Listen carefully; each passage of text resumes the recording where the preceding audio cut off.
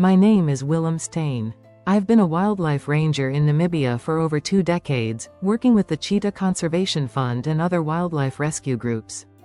I've seen many things in the bush, majestic, brutal, awe-inspiring, but nothing shook me or shaped me quite like the day I found the 2 cubs. It was early October, just at the cusp of the rainy season. The air was dry, and the thorn trees cast long shadows across the cracked earth. I had been called out by a nearby farmer near the Waterberg Plateau. He said he'd seen a female cheetah behaving erratically close to his livestock fence and feared she might be wounded or sick. In our line of work, a call like that can mean anything: a snare injury, poison baiting, or just a wild animal being wild. But something in his voice made me go myself. I found her a kilometer from the main dirt road, just off a dried-up pan. She was lying still under a camelthorn tree. As I approached, I noticed she wasn't moving. Her breathing was shallow, labored. She must have been there all night. Her ribs were visible through her thin coat. Dried blood crusted one of her hind legs. I kept my distance, not wanting to startle her. But even when I moved closer, she didn't run. That's when I knew something was terribly wrong. I called the vet who works with our team, and we carefully sedated her. She had a deep bullet wound near her flank, old and infected. Likely, she'd been shot days before and somehow survived long enough to seek cover. That wasn't the worst of it. As we prepared to load her for transport, I saw them, 2 tiny, trembling shapes behind a clump of tall grass, no more than 10 meters away. Cheetah cubs. They were quiet, too quiet. Barely a sound as I approached. I squatted and stayed still, letting them get my scent. They were no more than 6 weeks old, maybe 7. One had a fresh scrape on its nose. The other looked thinner, its fur matted with dirt and old milk. The vet looked at me and shook her head. "She won't make it," she said, meaning the mother. I stood there, stunned, as I watched the cubs, scared, vulnerable, looking around as if their mother would rise any second to protect them. She never would. We took her body and the cubs back to the rescue center. Raising wild. There's something sacred about handling wild animals. You don't pet them, and you don't name them like pets. But you do protect them, fiercely. For the first 2 days, the cubs didn't eat. We tried special formula with goat milk, then added raw minced meat gradually, simulating what their mother would have done. They hissed and clawed, even as they shivered in fear. I spent nearly every night near their enclosure those first weeks. They wouldn't sleep unless they could hear breathing, mine, the vet's, anyone they could anchor to. Cheetah cubs, especially orphans, have a staggering mortality rate in captivity. But these 2, against odds, held on. We eventually gave them working names, Tao and Saba, only for our internal notes. Tao was more assertive, the one with the scraped nose. Saba was quieter, more observant. We never cuddled them or allowed unnecessary contact. They needed to stay wild. That was the rule. Their enclosure was about half a hectare, filled with natural features, logs, small trees, rocks, even a hollow termite mound. We introduced live prey slowly, starting with dead mice, then moving to live insects and guinea fowl. Watching them stalk for the first time was like witnessing instinct awaken in real time. We had an intern from Germany at the time, Lena, who recorded their behavior daily. She noticed Tao was bolder, more aggressive during feeding. Saba waited, sometimes getting less. We had to adjust, feeding them separately, encouraging fairness without interrupting the natural dynamic of dominance. Living with shadows. Not everyone believed in what we were doing. Cheetahs don't do well in rehab, one old ranger told me. You're wasting time and money. They're doomed without their mother. I couldn't argue the statistics. Less than 1 in 5 orphaned cubs survive to adulthood, even with intervention. But these weren't just numbers to me anymore. Every day I looked into their eyes, I saw life. They were not just surviving. They were learning. Around month 5, the changes were dramatic. They were leaner, faster, muscles forming where there used to be softness. We moved them to a larger enclosure, 2 hectares, to give them space to sprint, to chase. We rigged a lure system with a piece of fur on a pulley, simulating prey. They chased it with unrelenting focus. By now, we had begun discussing release. That's always the dream, right? That the animals you raise can go back. But releasing predators like cheetahs isn't like letting go of birds or antelope. You have to prepare the land, monitor the area, and assess every detail: prey density, water access, territorial overlaps with other predators. Namibia has a few such protected areas, private reserves, and some conservancies that work with government agencies. After months of paperwork and negotiation, we found a possible site, a 1,500-hectare section of protected grassland near the eastern boundary of Etosha. Low predator density, high plains game populations, ideal habitat, but they weren't ready yet. Testing the wild. At 8 months, we stopped all non-essential human contact. Feeding was done from behind screens. We watched them remotely via camera traps and tracking collars. They still played together, mock-fought like brothers, but they were also sharpening their skills. One afternoon, I watched Saba take down a guinea fowl on his own, after an hour of slow, painful stalking. It was messy, inefficient. But it was real. It was his. Tao, ever the hunter, caught his first spring hare 2 weeks later. He ran awkwardly, overestimated the angle, tumbled, then recovered and bit down hard. I remember cheering like a fool, alone in the bush. These weren't kittens anymore. They were cheetahs. We began simulated releases, escorting them to fenced sections of bushland, letting them explore for hours, then retrieving them before dusk. They covered territory like clockwork, marking, scenting, chasing insects, even lying in the tall grass the way adults do. The final assessment came down to prey response. Could they identify, chase, and kill wild game without assistance? Could they avoid danger? One mistake, and a warthog or a puff adder could end them. By 11 months, they were ready. We fitted them with lightweight GPS collars and transported them in individual crates, 300 kilometers northeast. I rode in the back with them, my hand resting lightly on the outside of the crate, feeling every tremor, every breath. We arrived just before dawn. First steps to freedom. The release was simple. No ceremony. Just 3 people, 2 crates, and a gate. I opened Saba's crate first. He stayed inside for a full minute, then slowly stepped out.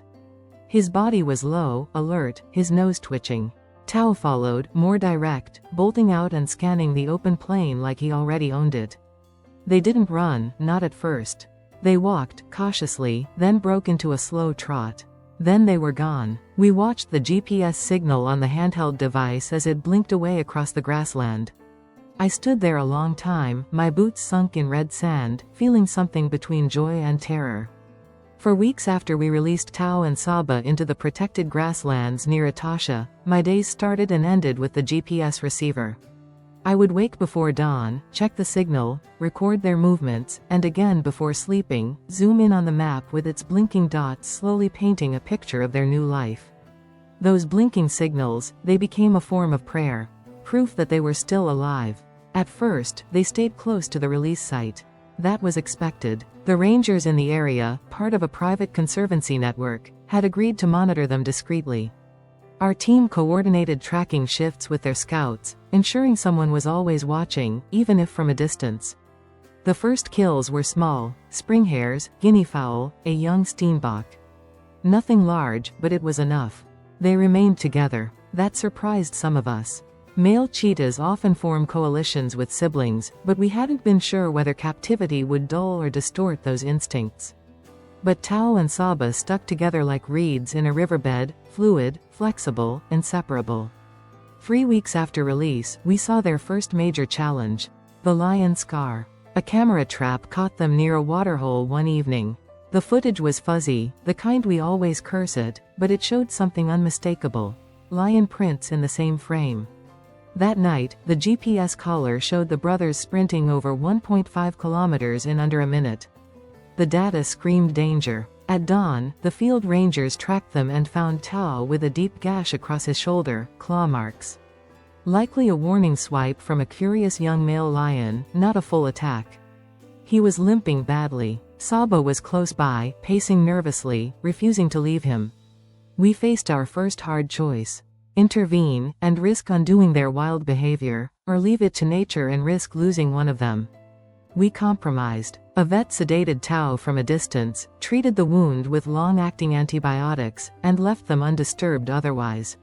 No capture, no cage. Just medicine and distance. Tao recovered. Slowly. But he was never quite the same again, not physically. He developed a slight limp, and though he could still run, Saba began taking the lead on hunts. Their dynamic shifted. Where Tao had once been dominant, Saba quietly took control. It was beautiful and painful to watch. Hunger and heat. By month 4, the dry season had fully taken hold. Temperatures in the bush climbed past 40 degrees Celsius. Waterholes shrank into muddy hollows. Prey became scarce, and the cheetahs were covering more ground each day in search of food. The collars showed them pushing farther east, brushing close to communal farmland. That was a red line. Livestock-farmer conflict is a huge issue here. We've lost too many cats to poison, traps, and rifles. The second those GPS dots moved outside the buffer zone, we activated a protocol: preemptive relocation. It's a decision you don't make lightly. We found them resting in the shade of a wild syringa tree. They looked thin, especially Tao. His limp had worsened again.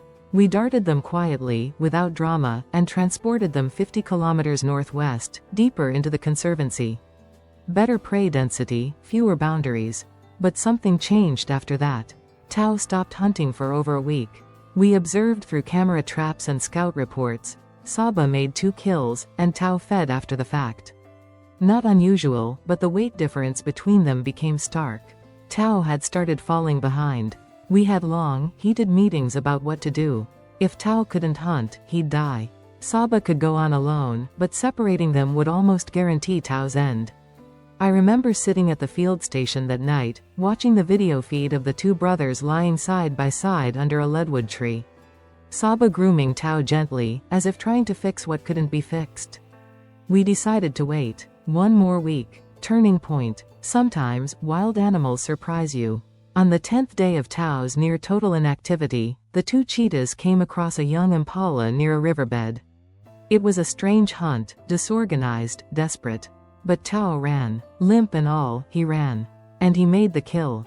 I remember shouting when I saw the footage. I must have woken up the camp. Tao didn't just eat, he devoured the entire front half before Saba even got close. He was back. After that, things shifted again. Their movement range expanded. The kill rate improved. They avoided the communal boundary by instinct now. They were adapting, growing, learning. Not perfect, not always successful, but they were alive, and they were hunting. And for a while, things were good. The night of the storm. I'll never forget that night. It was late February. The rains had finally come, breaking the months of heat. The bush was soaked, the roads turned to rivers. That night, our GPS trackers went dark.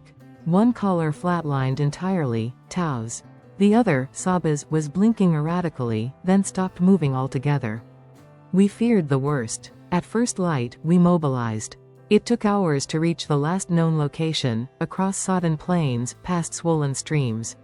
We searched on foot. Nothing. Then we saw vultures. Sick to my stomach, I followed their spiral. We found a carcass. Not a cheetah, thankfully, a kudu, likely killed by wild dogs. But 20 meters away, under a blackthorn bush, was Tao's collar. Torn off. Blood on the ground. But no body. We widened the search. A day passed. Then 2. On the 3rd day, at sunset, a camera trap flashed. Saba. Alone. He was moving, but slower. Thin. He came to the waterhole, drank for nearly 3 minutes, and then disappeared into the mopane. We waited for Tao. Days turned to weeks. No sightings. No signs. We accepted the truth quietly, the way the bush demands. Saba, alone. Saba didn't collapse. He didn't starve or fade. He became something else, silent, deliberate, strong. We kept tracking him for over a year after that. He ranged over 400 square kilometers, patrolling, hunting, living. He avoided lions, found new waterholes, killed impala, steenbok, even an injured warthog once. At 2 years, he was one of the few released cheetahs in Namibia to not only survive but to thrive solo. I saw him once more in person, from a hide, 6 months after Tao disappeared. He was resting on a rocky outcrop, eyes half closed, chest rising with the rhythm of calmness. He looked up, briefly, at the rustle I made. I don't believe he recognized me, not really. But he didn't run either. He just blinked, yawned, and lay back down like a king with no crown, just sky. Legacy. Tao never returned. We assume lions or hyenas took him that night in the storm. But his legacy was never measured in survival alone. He taught Saba. He shaped him. And because of that, Saba lived. Saba remained in that conservancy another 2 years. Then one day, his collar went still, too. No signs of struggle. No body. He was old enough by then. Maybe it was disease. Maybe it was time. Sometimes, the bush gives no closure. But I think of them often, those 2 little cubs in the grass. The hiss, the fear, the trembling bones under a sun too large for them. And I remember what they became. Not pets. Not possessions. Cheetahs. Wild. Free. Exactly as they were meant to be.